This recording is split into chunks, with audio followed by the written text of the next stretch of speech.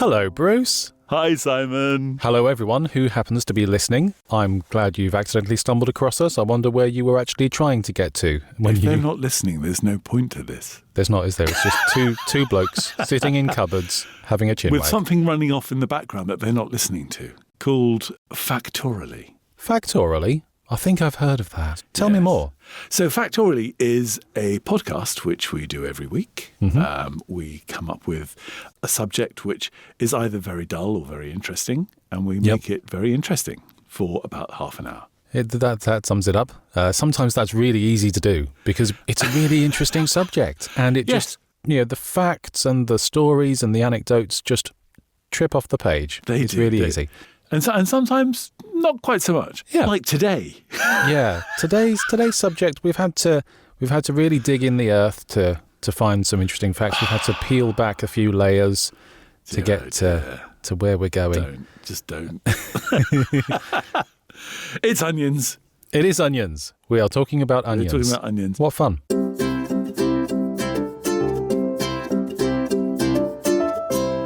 Now, we all know that I'm rather partial to a bit of etymology. Where do these words and phrases come from? Yes.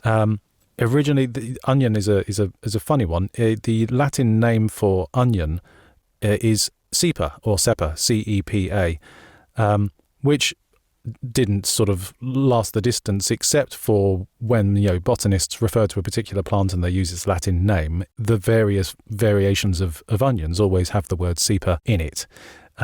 But then a little later on, around the 14th century, again in Latin, they started using the word unionum, U-N-I-O-N-E-M. Unionum, to refer to an onion.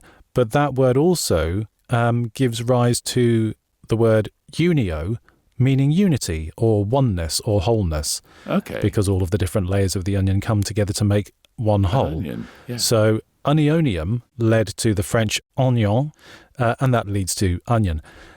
Other varieties of onion also have their own etymologies. The scallion, which we'll come on to later, it's another word for spring onion. Scallion also has the same root as shallot, because in Old French they had a word called escalotte, and therefore that gave us scallion and also shallot. And in turn, that escalotte was originally called an Escalonian onion, which was named after the ancient city of Escalon, which was near Israel. And those particular type of onions came from that area, or at least that's where they discovered them. And so they called them an Escalonian onion. That led to escalotte, which led to both escallion and shallot. Whew. There's an onion called a Welsh onion as well. Is there? Yeah. I just thought that was a leak. Well, exactly. But it uses the word Welsh in a way that I didn't realise it was. So Welsh can also mean foreign. Oh, can it really? Yeah. Oh. So onion not from around here. Right, so it wasn't specifically from Wales. It was just it wasn't from Wales at all. It was from abroad. Yes. Oh, how interesting. So, onions. Where do onions come from? Where did it all begin? They come from everywhere. Do they? Yeah, I mean, prehistoric man was eating onions. I mean, actually sort of cultivating onions was done by, it was either the Egyptians or the Romans, and then this time it's the Egyptians. Hooray! Well done, Egyptians. About 3000 BC. Right. They were farming onions and they were using them for all sorts of good stuff. Great. Okay. It's interesting, isn't it? We go in search of absolute cast iron, rock solid facts. And invariably, we both come up with completely different cast iron, rock solid facts. I found that in the wild, onions probably first came from Central Asia. I found records saying that they were first cultivated in China around 5000 BC. Okay. Egyptians certainly did use them. The ancient Egyptians saw onions as a symbol of eternal life. Right. Because of all the layers. One layer of life disappears and then there's another and then there's another and then there's another. Yeah. Obviously, they use them for food, obviously. Mm-hmm. Yeah. But they use them for medicine. They use them in sort of religious acts and things. Okay. The body of Ramesses IV, when they uncovered it, they found traces of onion in his eye sockets. Yes. So apparently he was buried with a couple of onions in his eyes, symbolising eternal Seeing life. Infinity. Yeah, exactly that. Yes. Yeah, and also they used to surround the sarcophagi with sort of onions and onion flowers and things like that. Okay. Sarcophagi, is that the plural of sarcophagus? Unfortunately, yes, it is. That's beautiful. That's much better than sarcophaguses. I wouldn't enjoy that at all. Apparently, Alexander the Great first brought onions from Egypt and the surrounding areas to Greece. And then from Greece, they sort of entered the rest of Europe around the 4th century BC. Yeah. So they've been around for a while. Pliny the Elder, who was writing... We should put a note. Pliny the Elder, never believe a word the man says.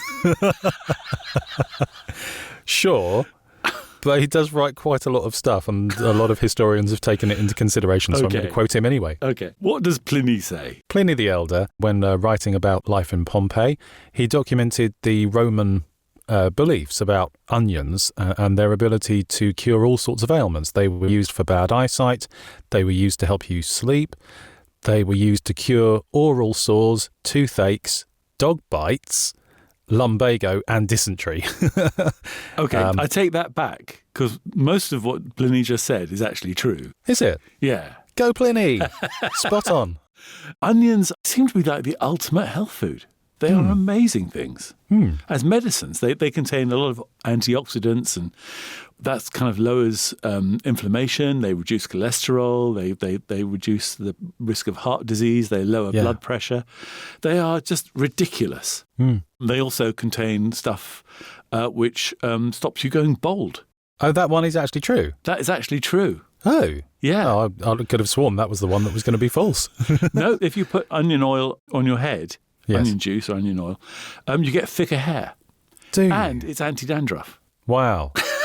Now, Mind you, you'd smell of an onion, but regardless of that. It's a trade-off, isn't it? Yeah, exactly. It's good for mouth. Did you talk about mouth health? I did, yeah. I said mouth sores. Yeah, perfect. And toothache. Yeah, raw onion or even gently cooked onion. Brilliant Really? for mouth ulcers. Onions are antibacterial. So if you're eating any sort of rogue bacteria in your mouth, Yes. are sort of neutralised by onions. Right, okay. I mean, the big one, which I heard, it's like a bit like an old wives' tale, but it's true. If you cut an onion in half and stick the half against your ear, if you've got earache, Right. and you squeeze the onion, it will cure earache. But why? How? What? I don't. Again, it's antioxidants, anti-inflammatories, all that stuff. How interesting. I need to make your earache.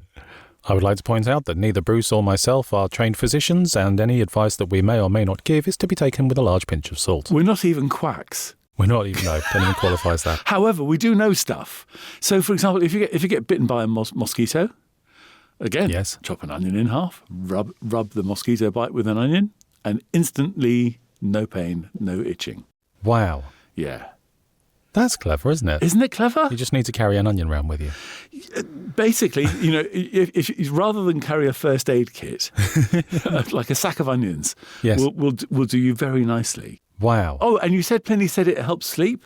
Yeah. That's true too. Really? There are people who, if you basically chop up a whole load of onions and put them in a jar and seal it, Yeah. and then before you go to sleep, open the jar and immediately put your nose in and take a good long sniff, Yes. that actually will help your sleep patterns. That's crazy. Yeah. How interesting. I mean, if you eat them, they're very good for loads of vitamin C. Yes. Loads. They're vitamin A, vitamin E. They're really good for acne. Oh. Fantastic. If you're a teenager listening to this, go and grab some. I mean, the breath obviously is not great. Well, yeah. But and things like it's really good for brain function. Oh. If you eat raw red onions, I mean, you can put them in a salad. Yes. Best not to chop them up too thin. So you get a decent chunk on an onion. Yeah. But with a bit of dressing and stuff, the dressing doesn't affect the efficacy of the onion. Yeah. They're just so good for us. I mean, they're great for us. Unfortunately, as a dog owner, Yes. they're not great for a number of pets, including dogs. I mean, they are very, very toxic. They saw this. reduce the red blood cells in a pet's blood. I read this. They're toxic to dogs, cats, and particularly guinea pigs. Guinea pigs. Guinea pigs, which I was surprised by because I'd have thought a guinea pig would just munch into any raw vegetable you give it, but apparently not onions. No.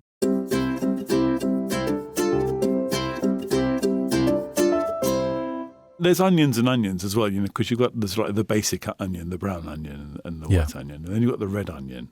Yeah. And then you've got things like, sort of like spring onions and leeks and garlic, and they're all part of the same family. Yes, they are. Chives as well, I think, are related, aren't they? Yeah. They're all sort of onion-esque. Yeah. Yes, it's one of those vegetables where they're all related. There are some that are so closely related that it's really difficult to tell them apart and determine whether it's actually its own individual species or not. Yeah. I would think of a spring onion, the long cylindrical thing with a small bulb at the bottom and big cylindrical green leaves at the end. Chop it up, put it in a salad or a potato salad, whatever. That's a spring onion. The Americans call those green onions, but then there is actually something called a green onion. Yes. So are they the same thing? Are they not the same thing? It seems that spring onions, in their truest sense, are just regular onions that have been harvested earlier. Okay. They've been plucked out of the ground before they've had the chance to fully grow that large bulb that we know as an onion. What else do you know about onions? Well, I know that they have flowers. I didn't know this before. I was looking into how onions are actually grown. So it's one of those root vegetables. It's the kind of thing that has leaves above ground and a bulbous root below ground. We eat the bulbous root and we ignore the leaves. Right. They start off quite small. They go through the spring onion phase, as I mentioned earlier. Yep. The green leaves eventually sort of flop aside. The bulb under the ground gets bigger and bigger.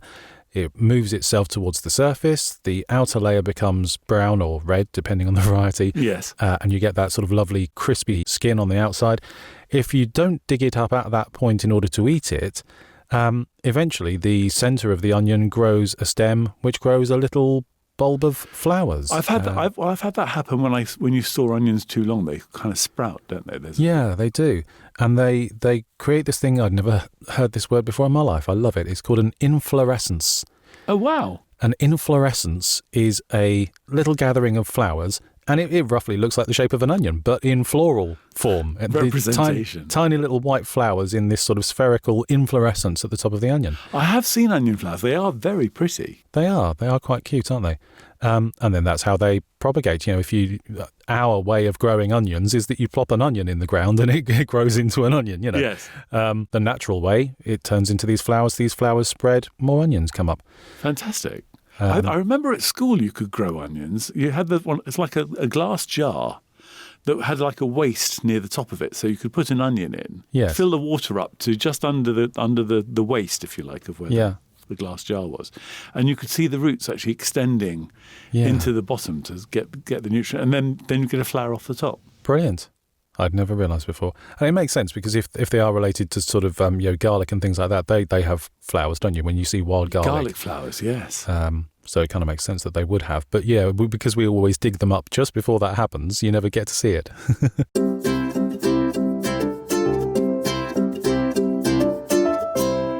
They're also good at predicting the weather, kind of. Okay. If you dig up an onion when it's ready, if the outer skin of it is quite thick, yes. or even the layers are quite thick layers, the weather's going to be bad coming up.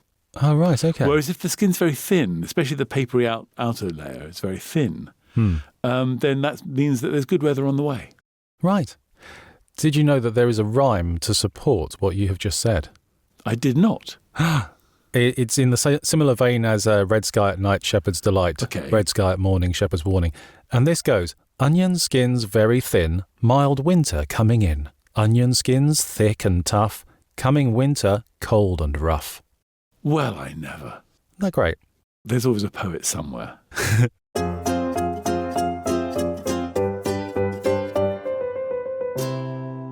We eat a lot of onions, don't we? How many onions do we eat? 7. In a lifetime? What time period are we talking about here, Bruce? Do you know what? I could only find figures for Americans. I had trouble with that as well. There are statistics galore on how many onions Americans eat, very few in England. I came across the website of a group called the BOPA, the British Onion Producers Association. Oh, BOPA. BOPA. Apparently they provide good medical care as well. mainly through onions. Onion-based medical care, yeah. And the BOPA have a wonderful sounding event, the Onion and Carrot Conference. Okay. And according to them, in the UK, we eat around 11.5 kilos of onions each per year. That doesn't sound like a lot to me. It doesn't, does it? I mean, well, that's all onions. That's not just how many brown onions. So that's how many brown onions, red onions, spring onions, how many pickled onions, Yes. all that sort of thing. I mean, my consumption of pickled onions alone, I would think would take that quite high up to the 12 kilo area. But it's not just, if you look at ingredients and stuff, onions are an ingredient in everything. Yes, they are, aren't they? Yeah. Yeah, you get onion powder in an awful lot of processed food these days. It makes it taste better. Yeah.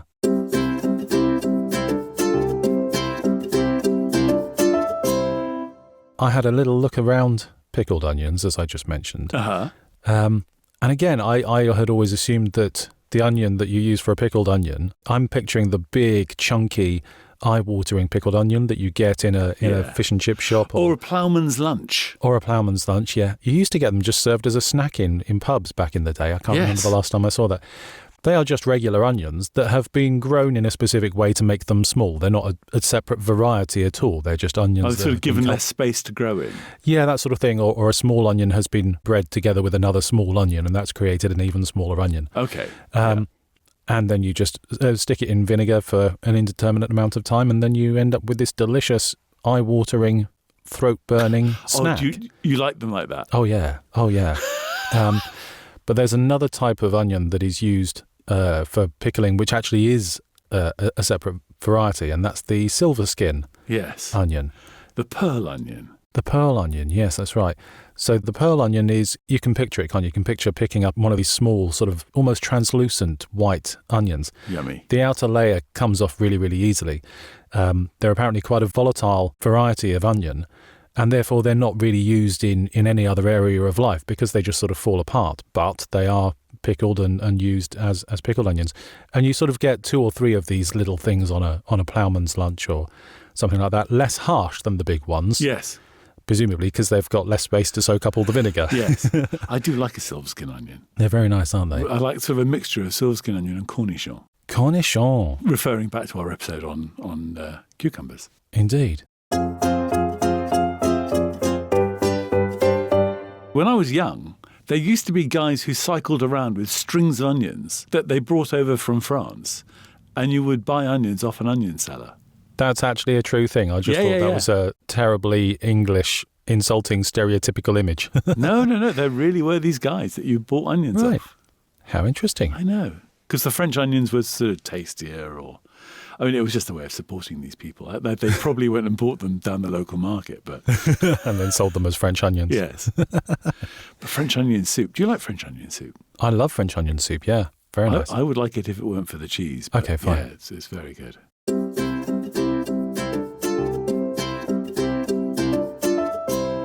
Cooking with onions is tricky, isn't it? Because you have to cut them up. You do. But chopping an onion is quite interesting. It is. They contain a thing called sulfoxide, which basically, when you chop an onion, what's released is like a sulfuric acid gas. Yes. On contact with something damp or wet, it transforms into proper sulfuric acid, which is a very gentle, mild one, which is what activates your tear ducts. Yes. I looked up the name of this thing and I've been rehearsing this all week. Here we go. Ladies and gentlemen, the name of this stuff is synpropanethyl S oxide. Yay! Thank you very much. I'm here all week. So as you say, it's a form of sulfur oxide, and therefore it stings. And it's the onion's natural defense mechanism. Basically, it's the sort of thing that prevents it from being eaten. The plant itself doesn't know that it's popular to be eaten, and therefore if someone comes along and cuts into it, or an animal comes along and bites into it, it releases this gas, and that's its own defense mechanism. And that just happens to irritate our eyes, and tears come in order to flush it away, and that's why it's so difficult to chop an onion. Well, there are so many people who have sort of cures for stopping your eyes from watering when you're chopping onions. What interesting ways have you found? Well, I mean, the one I use is biting a matchstick. Really? Yeah. Okay. So because you're kind of grimacing, it kind of reduces the surface area of your eyes. Oh, okay, so you could just squint. But no, that's one way. A friend of mine puts a wet cloth next to the onion, which because the oxide is attracted to moisture. To moisture, yeah. So if there's a wet cloth near it, then it goes that way. I've not tried that one. I will give it a go. I read some of the top chefs. They splash white vinegar on the chopping board before they start cutting, and again, purely because it's drawn to moisture, it goes down instead of up. I've heard people suggesting that you chew a piece of gum or pop a bit of bread into your mouth whilst you're cutting. Don't know what effect that has, but apparently one of the best ways to avoid it is simply to leave the root end of the onion on whilst you're cutting, because apparently there's a higher concentration of, I'm going to say it again, synpropanethyl S oxide in the root end of the onion. So if you chop from the other end and leave the root bit, there will be less of it to disperse anyhow. Yes. Well, there's two schools of thought of that, aren't there? There's one where you leave the root on. I mean, if you're dicing an onion, you should leave the root on anyway, because it gives you an easier anchor to point. chop. Yeah. But some people say chop off the root, and that's the main sauce. Oh, get rid of that end. So get rid of that end first, and then chop the onion. Okay. Yeah. So that's either leave it on or take it off. Yeah. Or of course the old fail-safe, just wear a diving mask and then it won't hit your eyes anyway. Simple. Oh, you wear glasses. Does it make any difference if you're wearing glasses? Do you know what? This is how sad I am. I have experimented with this. My glasses are quite small and there are large gaps around the glasses, and therefore the stuff gets up to my eyes anyway. If you wear a nice big pair of chunky sunglasses, which cover more of your eyes, and have sufficient illumination in the kitchen so that you can still see what you're doing, that helps me personally. Ah, there you go. So I chop onions with sunglasses on. On me, not on the onions.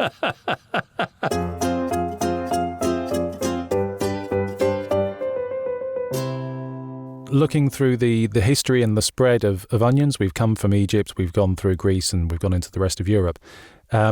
Onions were apparently one of the crops that the Pilgrims took with them when they first settled America.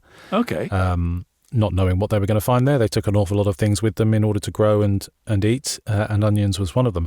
There is a variety of wild onion that grows naturally in America. It's particularly pungent, and they didn't like it, so they propagated their own British onions. Apparently, there was an old Native American word that described the smell of a rotting onion, and this word was something similar to Chicagua. Okay. And there was a particular area of America that specifically the French settlers sort of happened upon. And there was an awful lot of wild onions growing in that area. And so they named that area after that smell of onions, Chicagua, and that became Chicago. Wow. That's how Chicago got its name, from Rotten stinky onions. Isn't that great? That's brilliant.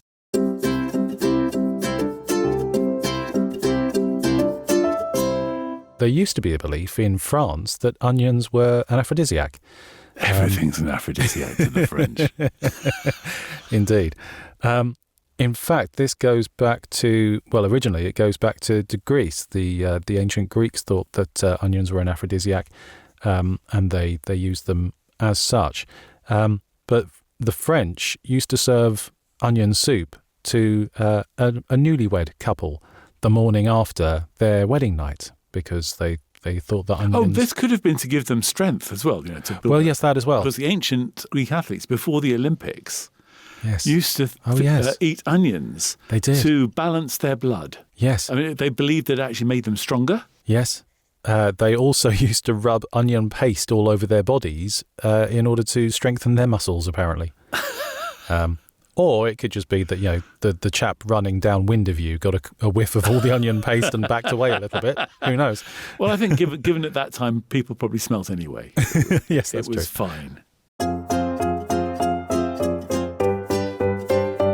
I have no context to frame this in. I have no incredibly interesting story about this. It just needs to sit there on its own, so I'm just going to say it.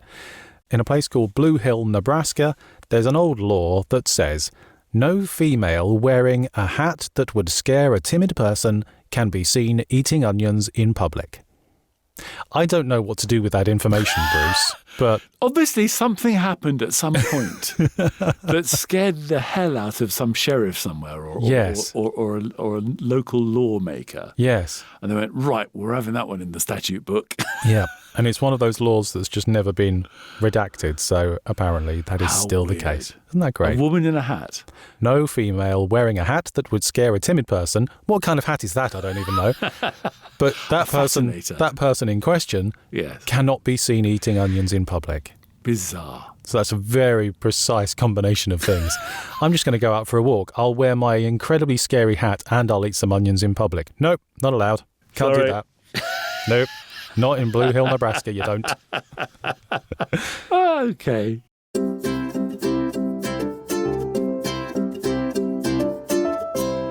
Have you got any good Guinness records for us, Simon? Not as many as you would think. I was looking for the world's largest sculpture made out of onions. I was looking for a world record of how many onions were eaten in a certain amount of time.